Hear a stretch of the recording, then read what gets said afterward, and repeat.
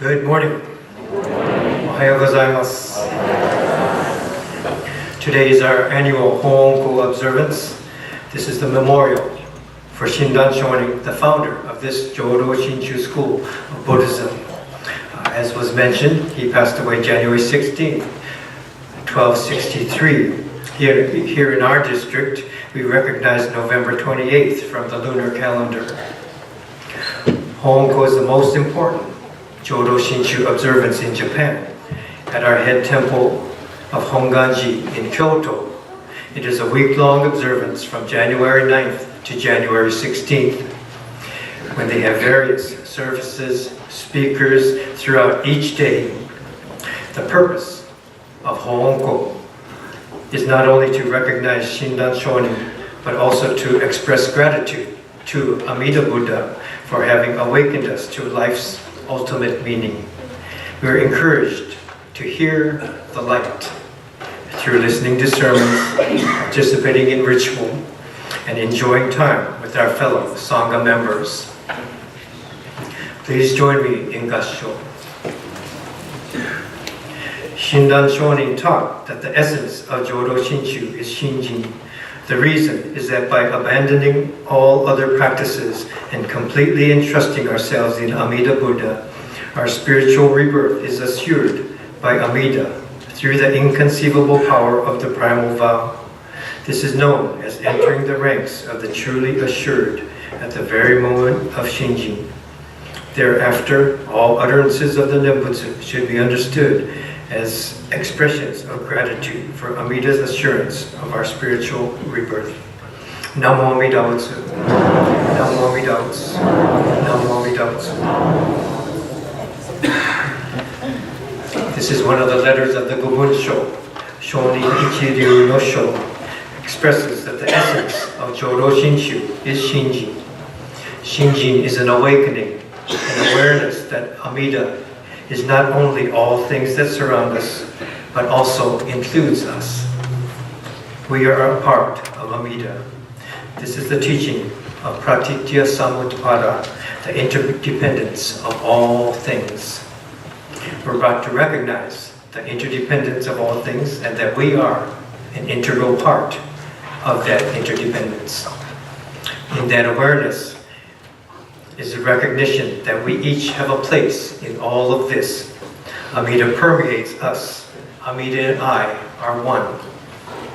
As we realize this, the Nembutsu, Namo Amida Butsu, becomes an expression of gratitude.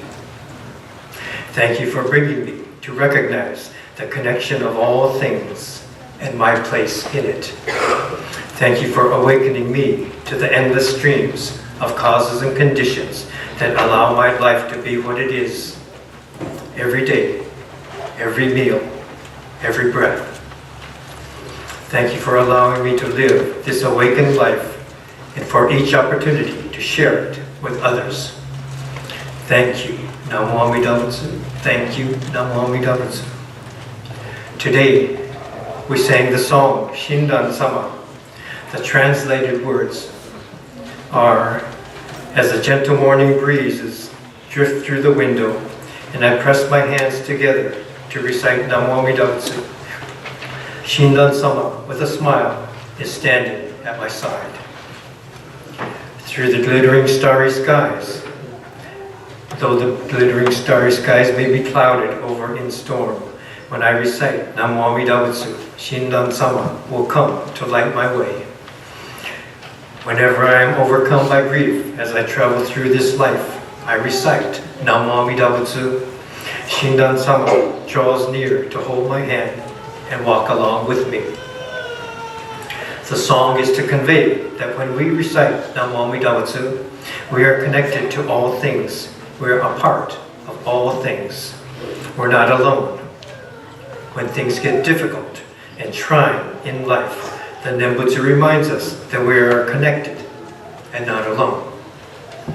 Namo Amida Butsu is a calling voice from reality itself to continue, to persevere, to appreciate the path we have to walk. Another story presenting the calling voice is the parable of the white path. You may have heard this before. In this story, the individual was walking alone, but not familiar with the way. It was getting dark and difficult to know which way to go. Eventually he came to a point where there was a river of water on one side. The water rose up in waves, high and powerful. There was a river of fire on the other side. The flames were also high, flicking dangerously into the air. The lonely traveler was being followed and hunted by villains and beasts. If he stopped or went back, he would be caught and killed. If he went to either side, he would be drowned and killed in the water, or burned and killed by the fire. There was only a thin white path between the water and the fire. The waves and flames were so high, he couldn't see through them. He could barely see the white path that ran in between. Then he heard a voice calling him to continue forward on the white path. He heard another voice from behind, encouraging him to stay on this white path. We are each this same traveler. No matter which way we turn, we're going to die. We're each called, one voice from the front, from the future, from Amida, another voice from the back, from the past, from Shakyamuni. Come forward, keep stepping forward, you'll be fine. We reach our limits with nowhere to turn. Namo Amida Butsu calls us to continue forward, towards safety, towards awareness and awakening, towards Shinjin. In Shin Buddhism, the Nembutsu, Namo Amida Butsu, calls to us. We hear it and we step forward, continuing towards awakening. The Nembutsu calls to us. We don't say the Nembutsu as a way to awaken. We say it in response to this call. We want to recognize the direction of the Nembutsu, coming towards us, not from us. Coming towards us, we follow it to awareness, to awakening. Then coming from us, we're just saying thank you. Thank you for leading me to a deeper awareness. Thank you for awakening me to the realm and the truth of Amida. Thank you for leading me to the mind of the Buddha. Today, I have an episode from Shindan's life. Shindan had entered the monastery at Mount Hiei at the age of 9 to get away from the uncertainties of the time. At least he would have the opportunity to grow, to get an education. Shindan gained much respect and admiration from his teachers and his peers. He continued to study and practice on Mount Hiei, and everyone admired his abilities. The praise he received bolstered his confidence, and he tried even harder. Then when he was 19, he went to the temple of Eifukuji, where Prince Shotoku was buried. He did a walking meditation there around the burial mound, reciting the Nembutsu as a way to honor Prince Shotoku. On the third day of his meditation, he had a vision. The Bodhisattva of compassion came to him. She then changed into Prince Shotoku, who told Shindan that his present life would end in 10 more years. Prince Shotoku then changed back to Kannon, who also told him he has 10 more years. Before this vision, he felt he was moving up the ranks on Mount Hiei, continuing to improve.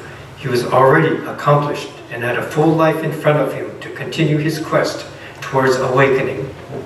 He had great teachers, great role models to guide him along his bodhisattva training. But now, he had a deadline. He couldn't believe that he only had 10 years to complete his task. He became more determined than ever. He would work desperately at every task, every study, every practice. As he approached his 29th year, he was more desperate than ever. His time was running out. His blind passions and evil karma were greater than any amount of study and practice could overcome. It was not that he couldn't face his death. He couldn't face his life. His accomplishments were a lie. He was a failure, and his time was almost up. It was at this point that he was urged to go to Honen and to listen to his teachings. Honen was viewed with disgust by the scholar priests of Mount Hiei. He had been a well-respected scholar who had read the entire Buddhist sutras many times over. But now he talked of a practice of Nembutsu only. Just recite Namu Amida Butsu. Ridiculous. He was a radical, a heretic. Shinran had heard of him, but never had thought to seek him out. But now he had nothing to lose and nowhere to go. Still, he was hesitant. Why should he seek out a teacher who was looked upon with such disdain? What if someone found out that he went to Honen? What if someone saw him? Even with time running out and nowhere to go, his pride and arrogance would still bubble up. At the time, Shinran went by the name of Zenshin. His friend, good friend, Seikaku, urged him along to where Honen's group would meet. They went through parts of the city that were usually avoided. There were thieves and prostitutes, beggars and lepers. He didn't want to go there. He didn't want to go. But Seikaku urged him to continue. Finally they arrived, peeked into the small room, and it was packed. No room for us, whispered Shinran. The small plain room was packed with people, all kinds of people, a motley crew. The altar with its image of Amida Buddha, its candles and flowers and incense burner was like any other small temple. What was unusual here was the nature of the crowd and the powerful effect of vaguely familiar waves of sound. What were those overwhelming waves of sound? What were they chanting? He listened intently. Nembutsu. They're reciting Namu Amida Butsu. With a smile, Seikaku too had joined the discordance. No one in unison, no one in the same tone. Shinran listened, astounded. These heartfelt bursts of Namu Amida Butsu were nothing like the formalized ritual Nembutsu he and his fellow monks had recited in the halls of Mount Hiei. Engrossed in what he had heard, he no longer resisted Seikaku's leading him into the hall. To his surprise, he saw a number of familiar faces. Monks he had known at Nara and on Mount Hiei. A nobleman who was an old friend of Noritsuna's. How, Zenshin wondered, could they sit here sleeve to sleeve with nobodies and worse? He was aghast at the sight of a leper in the far corner, a puffy scar on his mouth, joyously open to utter Namu Amida Butsu. With this encounter, Shinran was introduced to the Nembutsu teachings of Honen Shonin, a teaching not only open to monks and royalty, but to anyone, to everyone. The vision he had seen at the age of 19 had not pointed to his physical death, but to the death of his old spiritual path. It had pointed to his meeting of Honen. Shinran continued to meet and study under Master Honen. He had questions and doubts about this simple teaching, but they were all answered. He became one of the leading disciples of Master Honen and later took the Nembutsu teachings even further. To help clarify and legitimize the teachings, he traced the development of the Nembutsu through the workings of the seven masters. He pointed out key writings, key phrases of each of the masters that guided the evolution of the Nembutsu teachings that came to him.